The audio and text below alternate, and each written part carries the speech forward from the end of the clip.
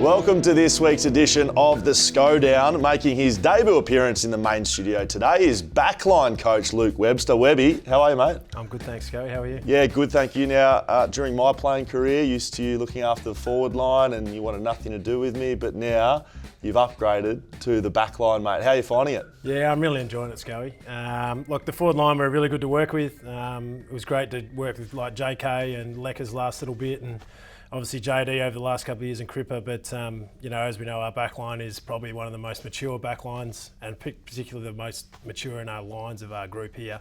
So it's been great to work with Gov and TB, Duggo. Coley's now maturing really well, and then we got a couple of young kids coming through, so yeah, I'm really excited to be working with them. What's the biggest difference between looking after the forwards and backs? Is there something you didn't expect? Like, what how have you seen it? The forward line are a pretty quiet group, so doing a line meeting with the forwards is pretty much dead silence. Yeah, but right. You walk into the backline group and they're talking their heads off about the game and what's happening up the field and all that. But it's two different things. Got to get a little bit more out of the forwards, but the Bulls give you a lot of stuff to work with. And sometimes too much. A little bit too much at sometimes, but. As I said before, they're a mature group and they know the way they want to play. It's just now doing it as a back six together. Have you changed much as a defensive, like a back six? I know that strategy and structure is a bit of it. Sometimes it's a bit of touch and feel. Have you come in and tried to change too much, or is it pretty much the same? I've tried to keep it pretty simple for them. Yep. We can get stuck in the detail a lot, and effectively, in my mind, if you're defending, you defend your bloke, which is the thing. And then if you can actually work together to try and defend their forwards, the same. So I haven't kept it too much detail. I've tried to keep it pretty broad. How do you just position yourself with where the ball is, what they're doing, and where your mates can help you? So again, just trying to keep it real simple for them. Coming from the forward line assistant role to the back line, you're probably used to seeing the ball come at your line now. Forwards v backs. Can you see any trends that are happening in the game so far this year that you're seeing as a backline coach? Is it moving faster? Are teams taking the game on more? No, we're only 2 rounds into the season, but are you seeing any trends there? Yeah, probably not seeing teams go around a lot. Yep. They're probably coming more through the corridor and trying to play a bit quicker, whether it's straight down the wing or through the corridor. We're probably seeing a little bit of that more than the teams that are going around and switching the ball and trying to make the grounds really big. Yep. There are a couple of teams still doing that, but in general, a lot of sides are actually just playing a little bit more through the corridor and playing a bit quicker. It's interesting. Good. All right, time for some listener questions and some viewer questions. Happy with that? Yep. Okay, let's go. Mitchell Aiden asks, our team defence was much better this week, especially against kickouts for GWS to go long. What changes did we make from the Port game? Well, this week the boys actually just played to our system. We were pretty ordinary with our defence against Port. But yeah, I think the boys did a really good job at actually working together. Port did a really good job at pulling us apart, but we actually did a really good job at working together and defending spaces, and that allowed us to force GWS down to the line a lot, so it was really helpful. Very good.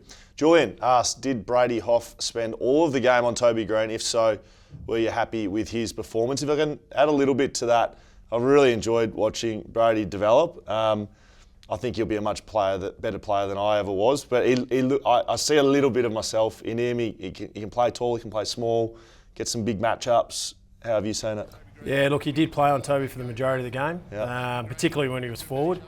And I thought he did a really good job, and as you said, he's probably moulded a lot of his stuff off your game as well, where you could play on the smaller types, but then also play on the tall. So he's done a really good job of that in the pre-season so far.